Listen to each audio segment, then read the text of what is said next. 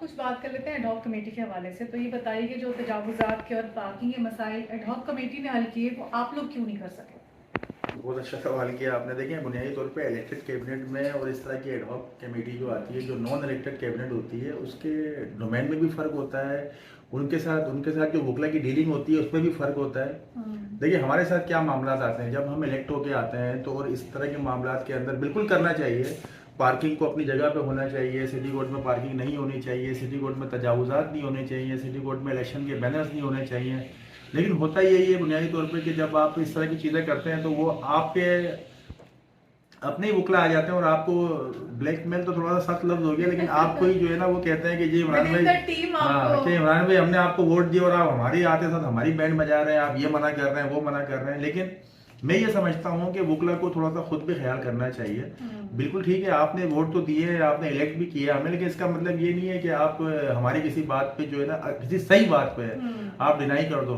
लेकिन अल्हम्दुलिल्लाह जब वकला को समझाया जाता है, वकला को जब बताया जाता है, कन्विंस किया जाता है तो वो कन्विंस हो जाते हैं और जो आप अच्छी बातें कर रहे होते हैं, अच्छे काम करना चाह रहे होते हैं तो उसमें ताउन भी करते हैं। तो दूसरा जो है उसमें ये बात है कि एडहॉक कमेटी ने जो अच्छे काम किए वो इलेक्टेड नहीं कैबिनेट तो भी। आपको उस पे अपोज किया गया, लेकिन एडहॉक कमेटी ने वो काम कर लिए, तो ऐसा कैसे? वकला तो वही थे ना। देखें, एडहॉक कमेटी के ऊपर किसी की रेट नहीं है ना। अच्छा। एडहॉक कमेटी को कोई ये जाके नहीं कह सकता कि भाई हमने आपको वोट दिए हैं यार, आप हमारे साथ ही ऐसा कर रहे हो। वो तो नाज़िम, इमोशनली ब्लैकमेलिंग हो गई है हाँ तो हमें इमोशनली ब्लैकमेल किया जाता है कि यार आप हमारे वोटों से, वो वोट से थोड़ी आए हैं, उनको तो बिठाया गया है लाके, मेरे शूटर है वो सारे। नहीं, लेकिन अगर आपको कहीं बिठाया गया तो ये तो आपकी जिम्मेदारी है। बिल्कुल इमोशनली आपके पास आता है तब भी जिम्मेदारी बिल्कुल रहती है। बिल्कुल मैंने आपको कहा अब ना कि जब इमोशनली हमें कोई इस तरह से कहता है कि नहीं जी आपको हमने वोट दिया, तो हम समझाते हैं, कोशिश करते हैं और अल्हम्दुलिल्लाह वकला बात को समझते भी हैं और मान भी जाते हैं। लेकिन ये है कि इंशाल्लाह जब हमारी कैबिनेट आएगी या कोई भी कैबिनेट आएगी तो मैं उनको भी यही कहूँगा कि जो एडहॉक कमेटी के अच्छे काम थे उसको कंटिन्यू होना चाहिए।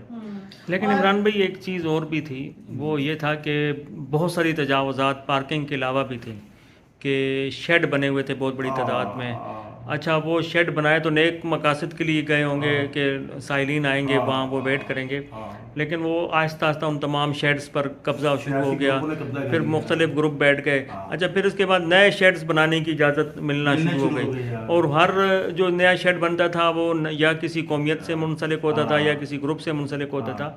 तो जो आपकी काबीना थी वो उन शेड्स को भी तो हटाने में मेरे ख्याल में कोई इशू नहीं था, तो वो काम भी आप लोग कर सकते थे। उसकी क्या वजूहत थी जो इतनी तादाद में शेड बने और फिर वो उन पर अवाम यानी मुख्तलिफ ग्रुपों ने कब्ज़ा कर लिया? नहीं, जो हमारी कैबिनेट थी उसमें मेरे ख्याल में